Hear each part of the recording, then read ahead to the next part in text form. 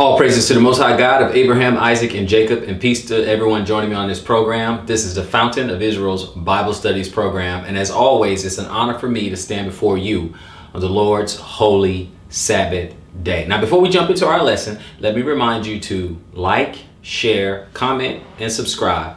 Please feel free to tell a friend, to tell a friend, to tell a friend.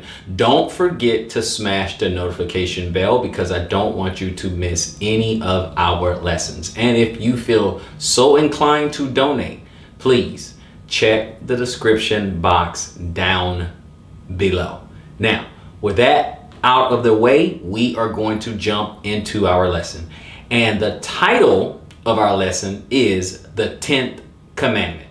The 10th Commandment. We're going to be dealing with covetousness, right? We're going to be dealing with that particular topic, and we have to start with the 10th Commandment. So we're going to go to the very last, well, the 10th Commandment. I won't say the last commandment. I'll say the 10th Commandment. And that's over in Exodus 20 and 17. 20 and 17. 20 and 17, and we're going to look at it and break it down and look at some examples. 17 says, "Thou shalt not covet thy neighbor's house, thou shalt not covet thy neighbor's wife, nor his manservant, nor his maidservant, nor his ox, nor his ass, nor anything that is thy neighbor's." Okay, now with that, we're going to go ahead and look at covet. Okay, because if we're going to study it, we really got to break it down. We really got to get into it. So before we get into the different examples and journey through the scriptures, let's look at the Strongs. So Exodus 20 and 17 and covet. Let's look at it in the Hebrew. Covet is the Hebrew 2530. Kamad, right? Kamad, right? In the lexicon, it says to desire, to covet, to take pleasure in, to delight. Okay. Then they have a couple of spots here. It's A, B, and C. Okay. To desire. B, to be desirable. C, to delight greatly or desire greatly. Okay. Number 2, desirableness and preciousness. Okay. Now the Strongs is beauty, greatly beloved, coveted, delectable thing, delight, desire, goodly, lust. Lust. There's going to be a key one right there. Lust, be pleasant or precious thing. Okay. If you imagine Smeagol and his precious, and he loved, the Lord of the Rings, so he coveted after that, the ring. Okay. The Lord of the Rings. He coveted after that ring. Okay. So that's one of the thou shalt not covet when you look at, Smeagol or Gollum. Okay. So now we have an idea there of thou shalt not covet. We want to get a deeper understanding. So with that, let's go ahead and continue in our lesson. And we're going to go to Deuteronomy 5. Deuteronomy chapter 5. And when we get there, we're going to go to 21. Deuteronomy 5 and 21. It's repeated again, right? It says, neither shall thou desire thy neighbor's wife. Okay, we got lust, we got desire. Okay, strong desire. You shall not desire your neighbor's wife, neither shalt thou covet thy neighbor's house, his field, or his manservant, or his maidservant, his ox, or his ass, or anything that is thy neighbor's. Okay, so you can use desire and covet interchangeably, right? You could just either one. Okay. And we're going to see a couple other things, but I want to show you guys some examples, right? So we're going to see that it can be very, very dangerous to covet, to desire. Okay, it can be very, very dangerous because we can get carried away by our desires, right? If we lust, and of course, lust is one of them. We saw that in the definition. Lusting is one of the meanings of covetous. So we're going to go to Ephesians chapter 5. Right? Ephesians chapter 5. We're going to want the first 7 verses. Now let's look at it from here. Be ye therefore followers of God as dear children, and walk in love as Christ also has loved us, and has given himself for us an offering and a sacrifice to God for a sweet smelling savor. But fornication and all uncleanness or covetousness, we're going to look at that. Covetousness, let it not be once named among you, as becometh saints. Okay? Neither filthiness, nor foolish talking, nor jesting, which are not convenient, but rather giving of thanks. For this ye know, that no whoremonger, nor unclean person, nor covetous man, who is an idolater, has any inheritance in the kingdom of Christ and of God. Let no man deceive you with vain words. For because of these things cometh the wrath of God upon the children of disobedience. Be not ye therefore partakers with them, right? Don't have any company with them. Don't deal with people like that, okay? You don't be like that, and then don't have any dealings with people like that. But we're going to look at Ephesians 5 because I want to look at something in verse 3. Ephesians 5, verse 3.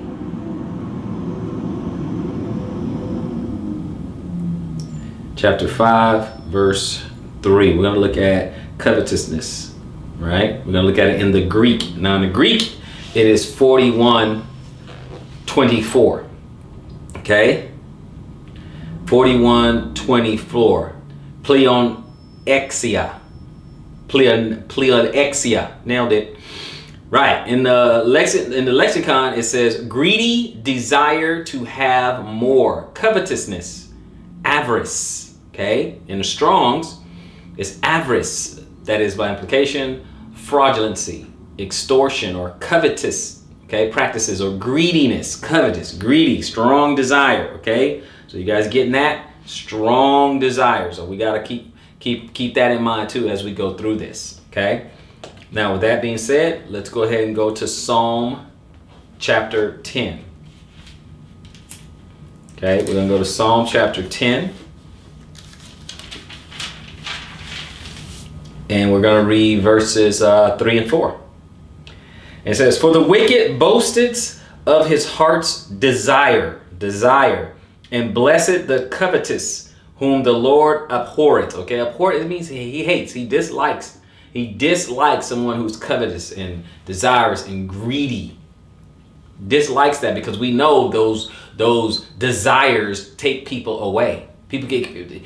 People do some unscrupulous things over just greed, over just covetous, being covetous because they covet something else. They have a strong desire for something.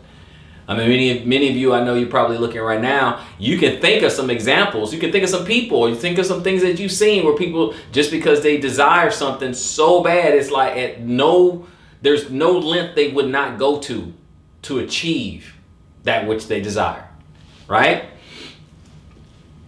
So it says the wicked, on verse 4, the wicked through the pride of his countenance will not seek after God. God is not in all his thoughts, right? They're focused on whatever that desire is. That's what they're focused on. They're not focused on God, not focused on seeking him out, not focusing on anything like that. They're focusing on their strong desire. Strong desire. You can use the example of someone who may have an addiction or something. There's like almost nothing they won't do to go get it. There's almost nothing they won't do. Okay? And coveting. Oh, on a side note, if you allow me to just make a quick point, a quick aside. Coveting is wrong, right? And having a desire is not wrong. It is what it is aimed towards. If you have a desire to become closer to the Most High or the Messiah, if you have a desire to learn the Word, get into, and you're zealous for the Word, okay? Nothing wrong with that. Nothing wrong with that. Okay? You desire to improve yourself, self-improve. You want to improve yourself mentally. You want to improve your financial standing. You want to improve yourself physically, your health, stuff like you have a strong desire to do that. You're focused, you're driven, you're ambitious. That's okay. It's what the being coveted, what is that aim, what is that desire aimed at? Are you aimed at something that's good, or are you aimed at something that leads you to destruction? Okay, so that's the difference. That is the difference. Okay, so let's keep going. We're going to go over to Mark chapter 7. go to Mark chapter 7. I have to point that out because sometimes people, they may take things a little bit too far. Okay, they may take things a little too far, take things out of context. I don't desire anything. I don't like anything. I was like, okay, got it. So Mark 7, we're going to read 21 to 23. 21 to 23. And verse 21, it says, "For from within, out of the heart of men, proceedeth evil thoughts, adulteries, fornications, murders, thefts, covetousness, wickedness, deceit, lasciviousness, an evil eye, blasphemy, pride, foolishness. All these evil things come from within and defile a man." Those type of things will destroy a man. Those type of things will lead a man astray. Okay, and you see what is nestled right in the middle of all those. Covetousness. Right in the middle.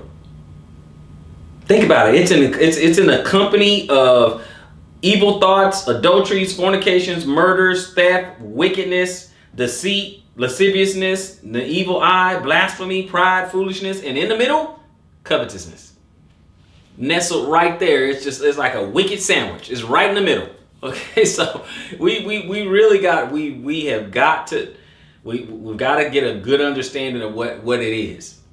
That's why when we go through the scriptures, we're going to look at different examples, but we got to get a good understanding of what thou shalt not covet really is. We got to understand this 10th commandment. Okay, so that's why we're doing this lesson. We got to understand it. So we're going to go on over to Micah chapter 2. We're going to go to Micah chapter 2. Micah chapter 2. And let's see here. Micah chapter 2. And we're going to read just the first two verses.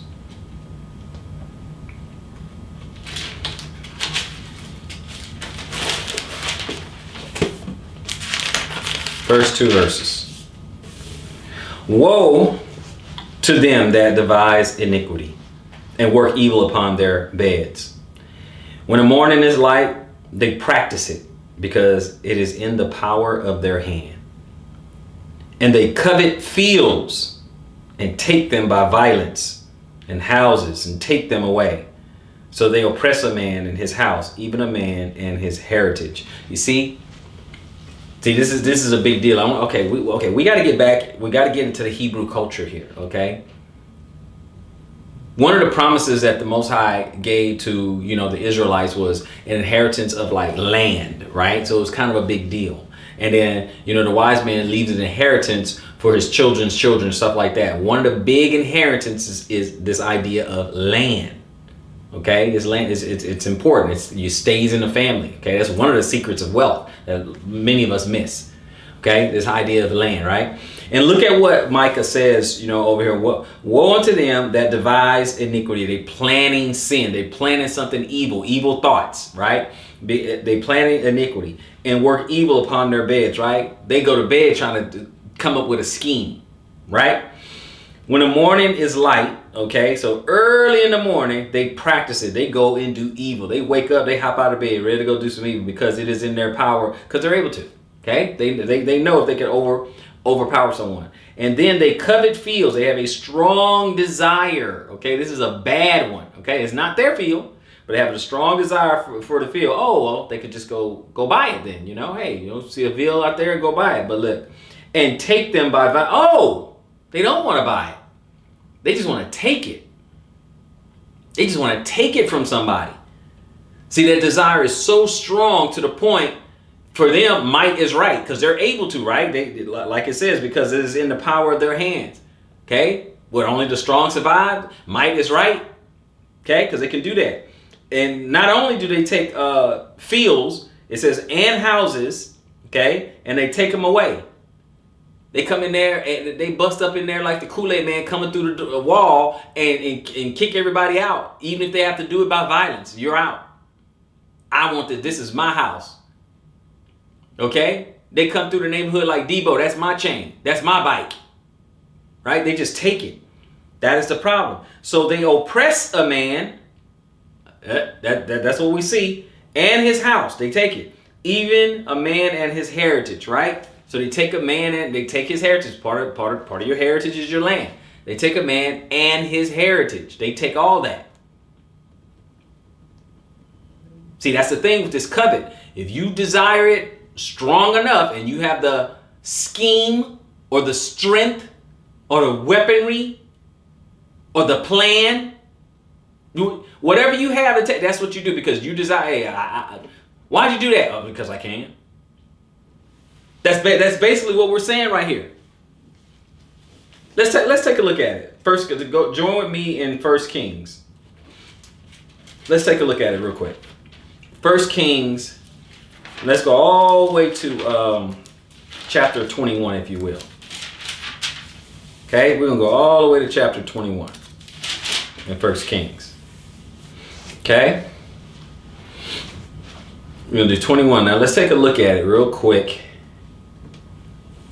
See an example of it, because I really want us to break down this whole idea of this, thou shalt not covet. I want us to break it down. We're gonna start at verse 1. We're gonna read verse 1 and we'll go all the way to 29. Okay, so basically the entire chapter there. But let's just look at it for a second. And it came to pass after these things that Naboth the Jezreelite had a vineyard which was in Jezreel, hard by the palace of Ahab, king of Samaria. And Ahab spake unto Naboth, saying, Give me thy vineyard, that I may have it for a garden of herbs, because it is near unto my house. And I will give thee for it a better vineyard than it. Or, if it seems good to thee, I will give thee the worth of it in money. Okay? He said, I'll make a trade. I'll give you another vineyard. Give me this one, because it's right here. It's close to my house. Give me this one, so I can use it, make a little garden of herbs and stuff like that. I'll give you another one. That's even better. Or I'll give you its value in money. Okay? Whichever one, right? And Naboth said to Ahab, The Lord forbid it to me, that I should give the inheritance of my fathers unto thee. Right? He says, I can't, this is an inheritance. I can't do this, because it's not just Naboth, right? First of all, his father gave it to him. But remember, okay, the wise man leaves an inheritance for his children's children. So Naboth knows that, okay, when I'm gone, I need to pass this to my children. And so on and so on and so on. That's how you have generational wealth, brothers and sisters. Okay? And then verse 4, it says, And Ahab came into his house heavy and displeased because of the words which Naboth the Jezreelite had spoken to him. For he had said, I will not give thee the inheritance of my fathers. And he laid down upon his bed and turned away his face and would not eat and would eat no bread. Boy, that's a picture of a real strong king, because someone said, no, I will not give away my father's inheritance to you. Wow. So, yeah, Ahab, he's something else. But Jezebel, his wife, came to him and said unto him, Why is thy spirit so sad, and that thou eatest no bread? Like, why are you upset? And he said unto her, Because I spake unto Naboth the Jezreelite, and said unto him, Give me thy vineyard for money, or else, if it please thee, I will give thee another vineyard for it. And he answered, I will not give thee my vineyard, right? Is it just me, or does it sound like he's whining? Can you imagine a whiny voice when Ahab's talking? I mean, sorry, well, let's continue. Verse 7, And Jezebel, his wife, said unto him, Dost thou now govern the kingdom of Israel? Arise and eat bread, and let thy heart be merry. I will give thee the vineyard of Naboth the Jezreelite. So she wrote letters in Ahab's name, and sealed them with his seal, and sent the letters unto the elders and to the nobles that were in his city, dwelling with Naboth. And she wrote in the letter, saying, Proclaim a fast, and set Naboth on high among the people. And set 2 men, sons of Belial, before him, to bear witness against him, saying, Thou didst blaspheme God and the king, and then carry him out and stone him, that he may die. And the men of the city, even the elders and the nobles, who were inhabitants in his city, did as Jezebel had sent unto them. And as it was written in the letters which he had sent unto them. They proclaimed a fast and set Naboth on high among the people. And there came in 2 men, children of Belial, liars, right? Just liars, and sat before him. And the men of Belial witnessed against him, even against Naboth, in the presence of the people, saying, Naboth did blaspheme God and the king. And then they carried him forth out of the city and stoned him with stones, that he died. Now, there's a quick aside, brothers and sisters. They said the power of life and death are in the tongue. Now, I know how we normally take that to mean. I know normally how we interpret that. But doesn't this apply also? Because of their tongue, they're taking this man's life. Now, of course, we know they got it from a letter from Ahab, written by Jezebel. But you guys get the point, right? That's why we have a thou shalt not bear false witness. That's why. Because you can get someone killed. Okay? But let's continue. Okay, and the king, and they carried away that he died. 14. Then they sent to Jezebel, saying, Naboth is stoned and is dead.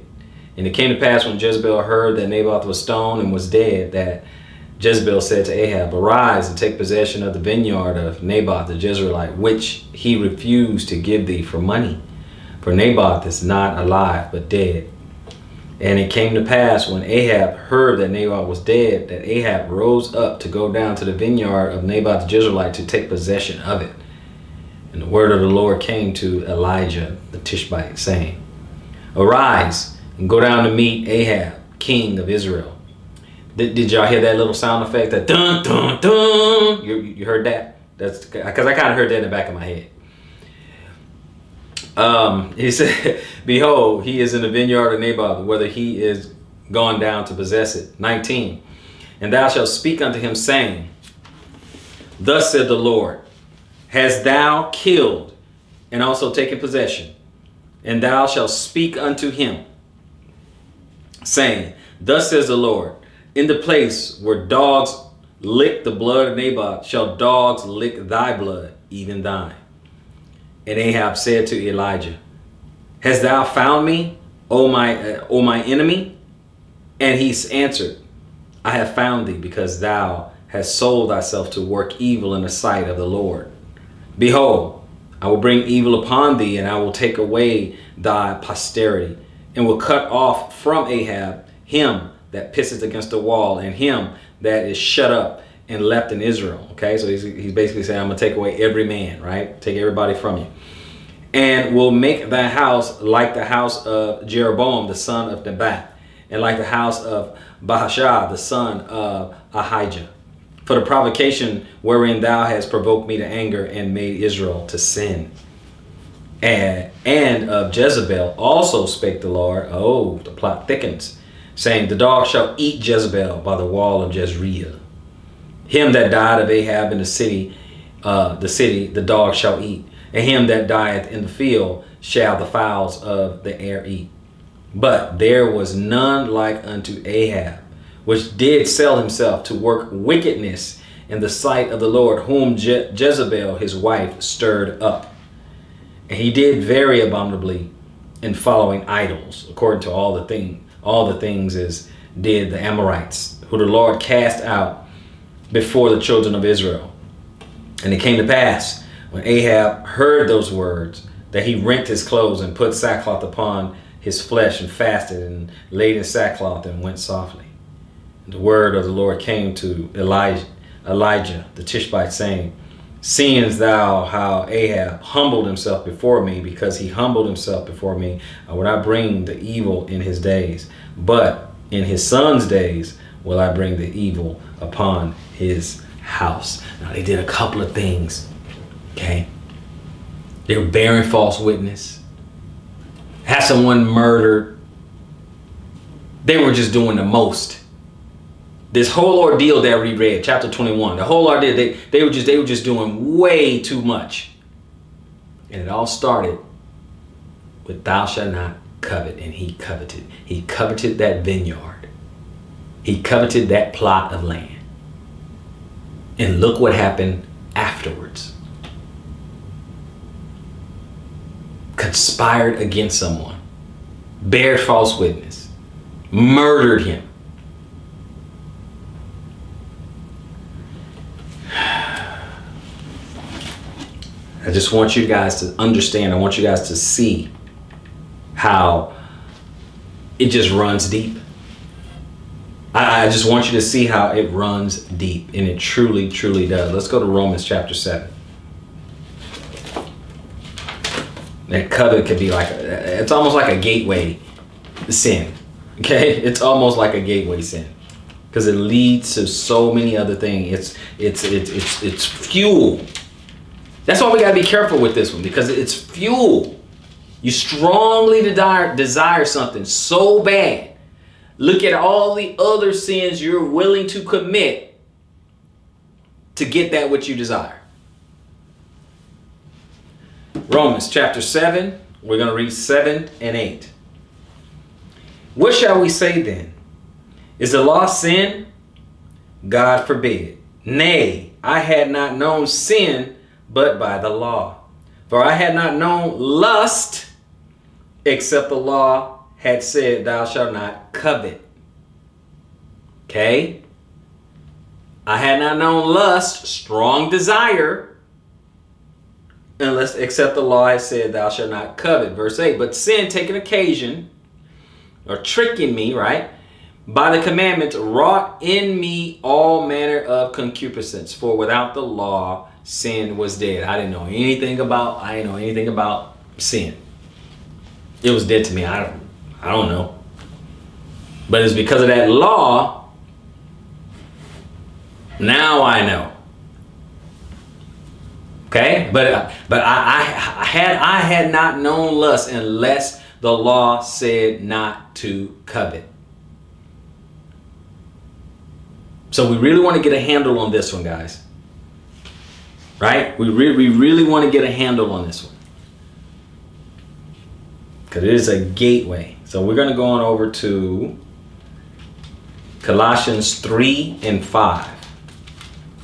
3 and 5. And it says, what? Mortify therefore your members which is upon the earth, fornications, uncleanness, inordinate affection, evil concupiscence, and covetousness, which is idolatry, right? Because you know why it's idolatry? Because a lot of people, their emotions are their God. Their desires are their God. Nothing else matters. Nothing else matters. Their emotions are their God. Their desires are their God. That's what they go after. That's what they dedicate themselves to. You never see anybody any more driven than those things like that, right? When you have somebody and they're like this, right? Is fornication their thing? That's their God. That's what gets them up in the morning. Okay? Inordinate affection is their thing. That's what get them up in the morning. If uncleanness is their thing, concupiscence, if it's their thing, and of course right here, covetousness. If that's their thing, that is their driving force right there. Period. That's why I said we have to get a handle on this. We have to get an understanding. That's what I'm saying. I'm not accusing everybody with, have a problem with covetousness. I'm just saying but we do need to understand what it is so that we can be vigilant, so that we can be aware, so that we don't fall victim to it, so we don't get carried away. And we need to be reminded of these type of things. Okay? We're just doing this little Bible study right now. It's just us right now. We need to be reminded of those things so that we don't get lost. Okay? So we're going to keep it going. James 4. James chapter 4. And when we do James chapter 4, we're going to read verses 2 through 4, which reads, ye lust and have not. Ye kill and desire to have, and cannot obtain. Ye fight and war, yet ye have not, because you ask not. Ye ask and receive not, because you ask amiss, that ye may consume it upon your lusts. Okay, are we understanding this? Ye adulterers and adulteresses, know ye not that the friendship of the world is enmity with God? Whosoever therefore will be friends of the world is the enemy of God. Let's look at it. Let's break it down. You lust. What did we say about that? Covetous. You lust. Have not. You don't have it. You want it. You don't have it. You kill and desire to have and cannot obtain. Okay. Enough is never enough. Greedy, right? Greedy. Ye fight in war, yet ye have not, because you ask not. All right. You don't have certain things because you don't ask for it. And then when you do ask, okay, so right, you ask and receive not. You ask, but you're not going to get it. Why?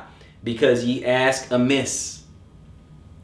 Well, what does that mean? That ye may consume it upon your lust, because it's a selfish, lustful, a bad lustful, right? A bad greed, covetous. He's breaking down a bad desire, an evil lust. Okay, not lust for lust's sake. Okay, not all lust is bad, right? Because we look at it on the feast day, you know, when you can bind your money up, and then you can, and then when you get to the feast, you can spend that money on anything thy soul lusted after, right? Anything you desire, right? So there's a good desire too, but right here we're talking about a bad desire. We're talking about a bad desire. He's breaking down the lust. He started off with ye lust. He ends it, well, in verse 3, that you may consume it on your lust. He starts in verse 2. In verse 2, your lust. You lust. And then he ends it in verse 3. Your lust. We're starting to understand this. And he says, so all that kind of stuff, that's in the world. That's how the world works, right? Doggy dog, desire, doggy dog, lust, desire, and all that, right? Coveting, right? He said, ye adulterers and adulteresses, know ye not that friendship of the world is enmity with God, right? It separates you with God. Whosoever therefore will be friends with the world is the enemy of God, right? Can't be that close with God if you super close with the world, because this is going to pass away. This is temporary. This is not going to be here forever, right? Let's continue. 2 Timothy. Okay, let's keep it going. 2 Timothy real quick.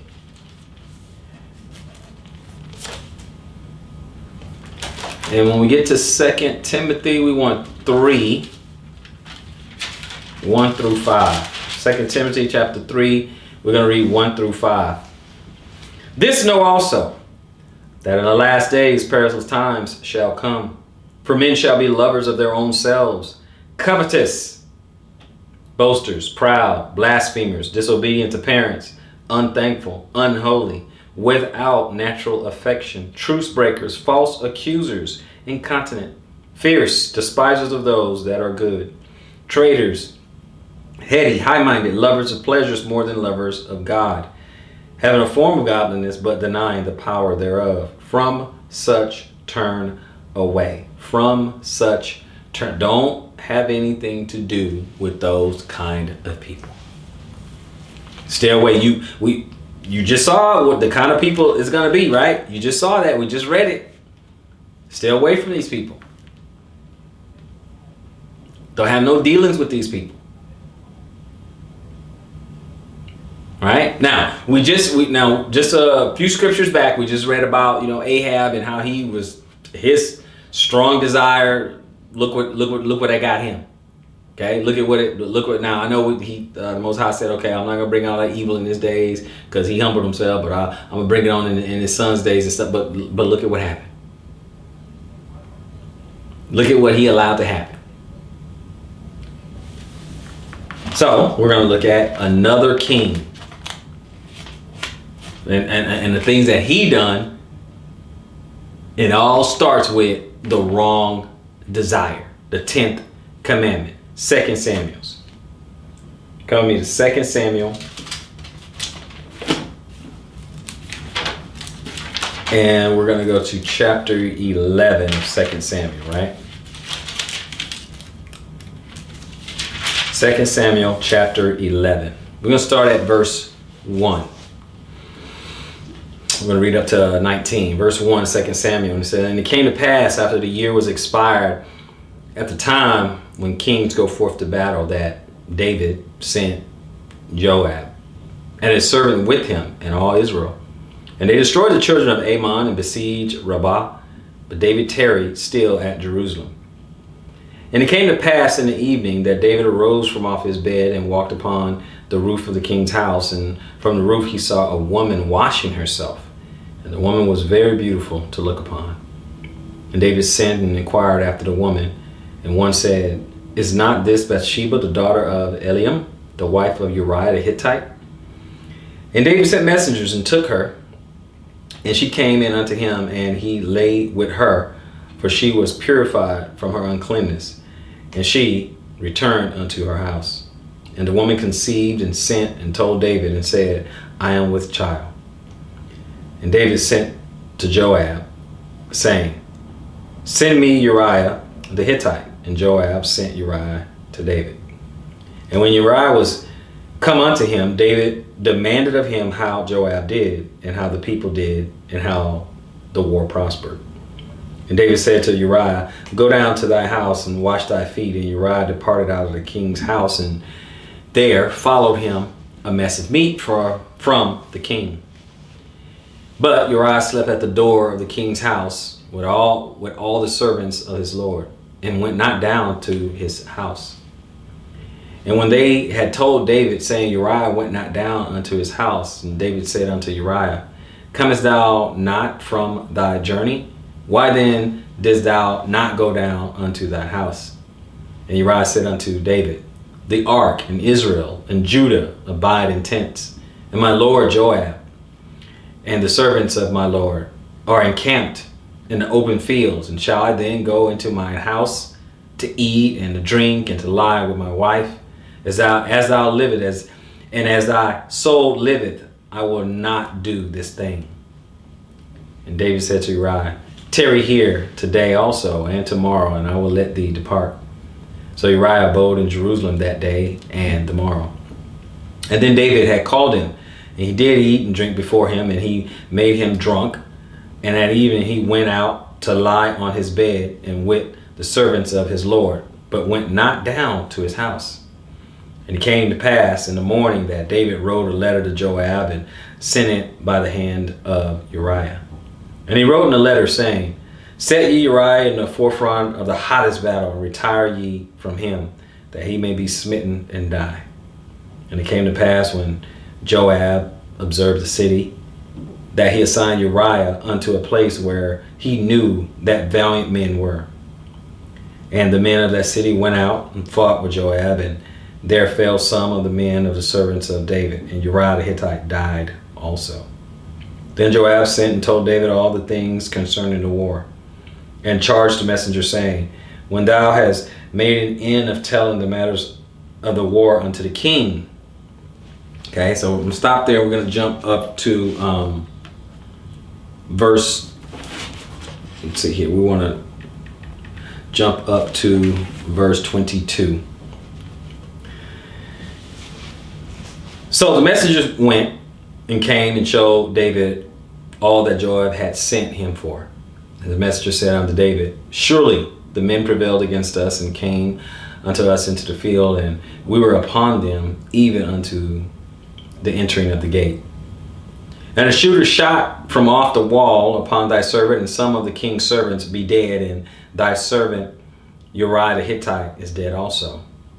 Then David said unto the messenger, thus shalt thou say unto Joab, let not this thing displease thee, for the sword devoured one as well as another.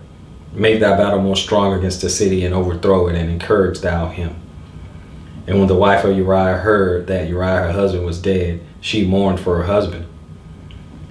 And when the morning was past, David sent and fetched her to his house, and she became his wife, and bare him a son. But the thing that David had done displeased the Lord. Thou shalt not covet. Look at what was done, all from coveting. So the thing he did displeased the Lord. Did we catch that? Okay, let's see the rest of the matter real quick. So that's just chapter 12, okay? Chapter 12, we're going to start picking up at 1. And the Lord sent Nathan unto David, and he came unto him. And he said unto him, there were 2 men in one city, the one rich and the other poor. The rich man's was exceeding many flocks and herds. But the poor man had nothing save one little ewe lamb, which he had bought and nourished up. And it grew up together with him and with his children. It did eat of his own meat, and drank of his own cup, and lay in his bosom, and was unto him as a daughter.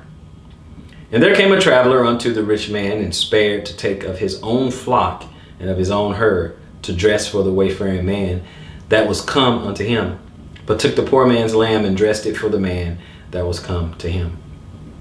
And David's anger was greatly kindled against the man, and he said to Nathan, as the Lord liveth, the man that has done this thing shall surely die. And he shall restore the lamb fourfold, because he did this thing, and because he had no pity. And Nathan said to David, thou art the man. Thus said the Lord God of Israel, I anoint thee king over Israel, and I deliver thee out of the hands of Saul. And I gave thee thy master's house and thy master's wives into thy bosom, and gave thee the house of Israel and of Judah. And if that had been too little, I would moreover have given unto thee such and such things. Wherefore hast thou despised the commandment of the Lord, to do evil in his sight, and thou hast killed Uriah the Hittite with the sword, and hast taken his wife to be thy wife, and hast slain him with the sword of the children of Ammon. Now, therefore, the sword shall never depart from thine house, because thou hast despised me, and hast taken the wife of Uriah the Hittite to be thy wife.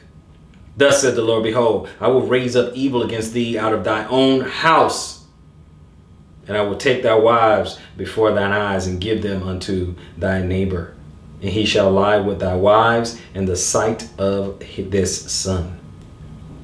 For thou did it secretly, but I will do this thing before all Israel, and before the sun. And David said unto Nathan, I have sinned against the Lord. And Nathan said unto David, the Lord has put away thy sins, and thou shalt not die. Albeit, because by this deed thou hast given great occasion to the enemies of the Lord to blaspheme, the child also that is born unto thee shall surely die. And Nathan departed unto his house. And the Lord struck the child that Uriah's wife bare unto David, and it was very sick. David therefore besought God for the child, and David fasted and went in and laid all night upon the earth. And the elders of his house arose and went to him to raise him up from the earth, but he would not. Neither did he eat bread with them. And it came to pass on the 7th day that the child died. And the servants of David feared to tell him that the child was dead. For they said, behold, while the child was yet alive, he spake unto him, and he would not hearken unto our voice. How will he then vex himself, if we tell him that the child is dead?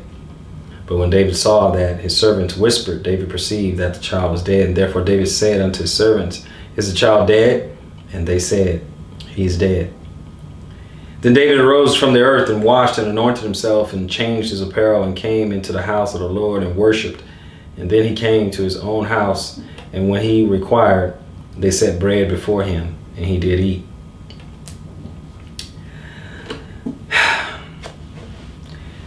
Then said his servants unto him, what thing is this that thou hast done? Thou didst fast and weep for the child, and while he was alive, but when the child was dead, thou didst rise and eat bread.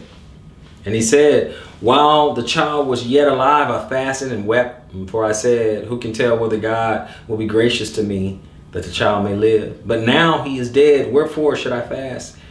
Can I bring him back again? Shall I go unto him, but he shall not return to me? And David comforted Bathsheba, his wife, and went in unto her, and laid with her, and she bare a son. And he called his name Solomon, and the Lord loved him.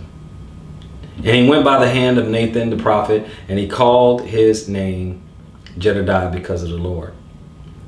and Joab fought against Rabbah of the children of Ammon and took the royal city. Okay, so we're going to stop there. Giving you guys an idea. Look at what happened. Just because he desired a woman. Now, of course, we can continue to read. We can go further, deeper into the story, but we know David's house was spiritually ransacked. We know what happened to his daughter. We know what happened to his two sons. We know what happened with one of his sons tried to take the kingdom when it's supposed to have been Solomon the whole time. A lot has happened, okay? A lot.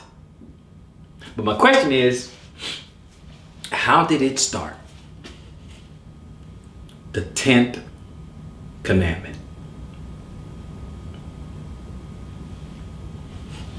That's how it started. He coveted thy neighbor's wife. That's how we got here, brothers and sisters. That's how important this one is. He committed all these other sins, starting with that one.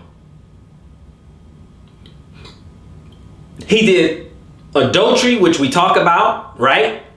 Various lessons. We talk about David, Uriah, his wife, all that. We talk about adultery, murder. Oh, he got Uriah killed. He put him in the front line and got him in a heat of battle, got him killed on purpose. We talk about that. We forget all about the first thing he did was covet. Right there. The first thing, he get on his rooftop, see a beautiful woman bathing, sit for her, and laid with her.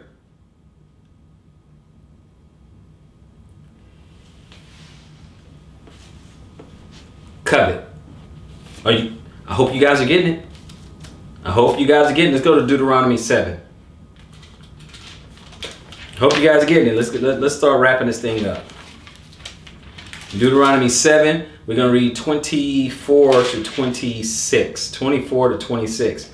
And it says, and he shall deliver their kings into thy hand, and thou shalt destroy their name from under the heaven. There shall no man be able to stand before thee until thou have destroyed them, right? Of all that. The graven images of their gods shall ye burn with fire. Thou shalt not desire the silver or the gold. Okay, don't covet after their silver or their gold that is on them, nor take it unto thee, lest thou be snared therein. For it is an abomination to the Lord thy God. Okay, that's an abomination. He don't want you to have that. 26. Neither shalt thou bring an abomination into thine house, lest thou be cursed thing like it. But thou shalt utterly detest it, so hate it, and thou shalt utterly abhor it, for it is a cursed thing. Are we starting to understand that? We're gonna get to something that happened over in Joshua, but watch this. Before we go there, we're gonna go to Acts real quick. Let's go to the book of Acts. Book of Acts, we're gonna do 20. Okay, we're gonna go to book of Acts chapter 20. Okay, and we're gonna read 30 to 35. 30. Also, of your own selves shall men arise, speaking perverse things, to draw away disciples after them. Therefore, watch and remember that by the space of 3 years I cease not to warn every one night and day with tears. And now, brethren, I commend ye to God and to the word of his grace, which is able to build up and to give you an inheritance among all them which are sanctified.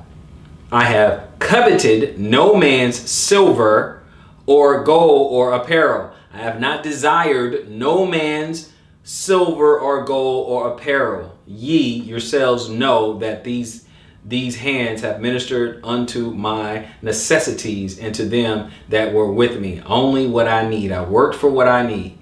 I have showed you all things, how that so laboring ye ought to support the weak, and to remember the words of the Lord Jesus, how he said it is more blessed to give than to receive, right? So he said, I worked for that, right? Okay, I just want to give you a quick aside. Let's go on over to the book of Joshua real quick. I want you guys to look at this.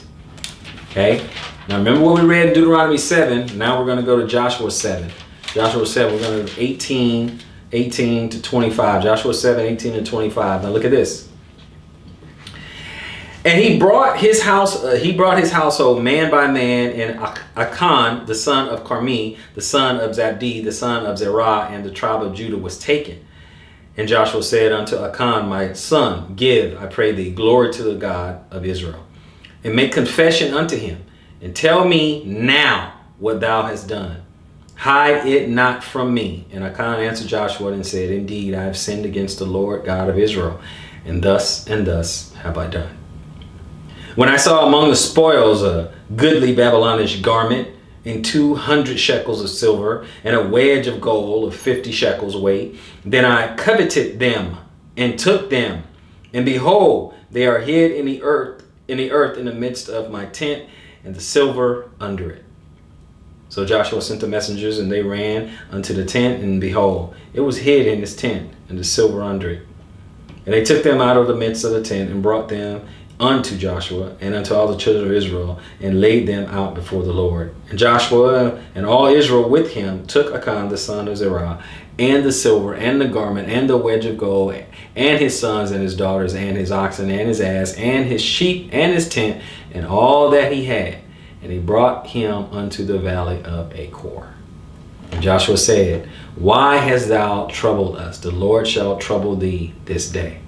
And all of Israel stoned him with stones, and burned them with fire after they had stoned them with stones. Because I coveted them, I took them and I hid them. I did all that. What did we read in Deuteronomy 7? Don't do it. And look what happened. That coveting on his part, they got him, wife, children, livestock, everything stoned and burned. Everything. And how did it start? Coveting. 1 John, brothers and sisters. Let's go to 1 John 2. 1 John chapter 2, we're going to read 15 to 17. Love not the world, neither the things that are in the world. And if any man love the world, the love of the Father is not in him. For all that is in the world, the lust of the flesh, the lust of the eyes, and the pride of life, is not of the Father, but is of the world. And the world passes away, and the lust thereof. But he that doeth the will of the God abideth forever. That's why it's important. That's why it's important. So we're going to go to Romans. This is why it's important, brothers and sisters. Let's go on over here to Romans. Let's see. 12. Verse 2 and 3. And be not conformed to this world, but be ye transformed by the renewing of the mind, that ye may prove what is that good and acceptable and perfect will of God. For I say, through the grace given unto me, to every man that is among you, not to think of himself more highly than he ought to think, but to think soberly, according as God has dealt to every man the measure of faith. I'm just preparing your mind. This is how we have to think. This is how we have to act. This is what we should be doing, brothers and sisters. This is what it's about. We got two more places. Proverbs 3.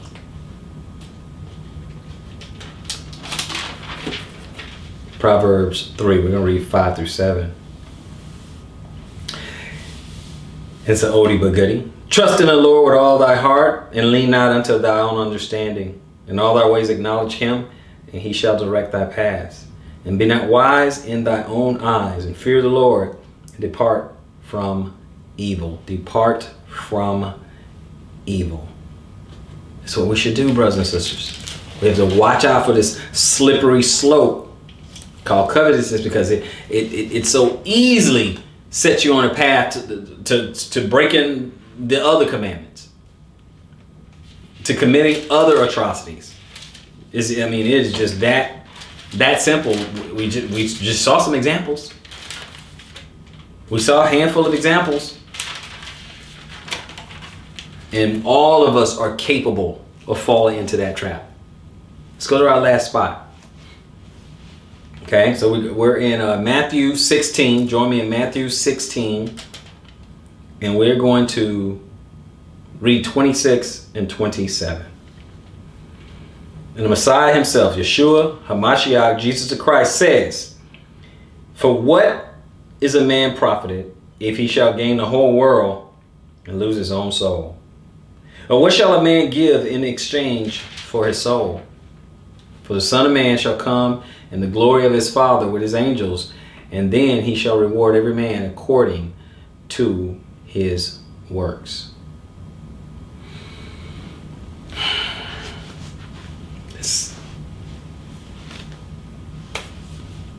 How much of this you want on your ledger? This is the fight that we have before us. This is the cross that we have to bear. This is what we have to deal with on a day-to-day basis, right? I'm just pointing out one in particular. Obviously, we have to deal with all of it, but this is one that we're talking about in particular. Why? Because this one is insidious. This one is very slick. This one is cunning. This one can be subtle. And we all just read firsthand how it can lead us to other things. Oh, it's not a straight line. It can lead to any of the other ones. Because you desire so much. You desire that BLT. You desire that bacon. You're going to go eat the pork. You just broke a commandment. You desire this merchandise and stuff like what? You got people, they are pulling up and they're going on people's porches and take their Amazon packages and stuff. Why? They're coveting after that.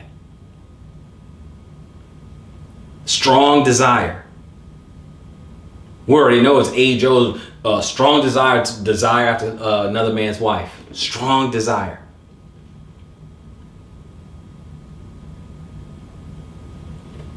Brothers and sisters, it's a gateway. We see how it starts. And then it's something else, and then it's something else, and so on and so on.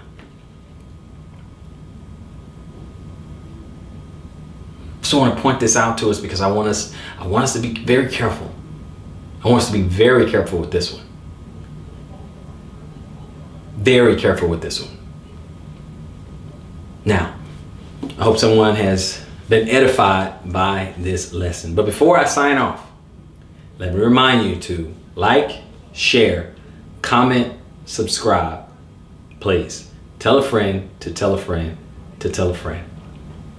Don't forget to smash that notification bell because I do not want you to miss any of the lessons. And if you should feel so inclined to donate,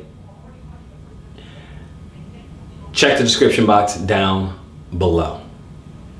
So, with that, until next time, search the scriptures and prove all things. Shalom, Israel.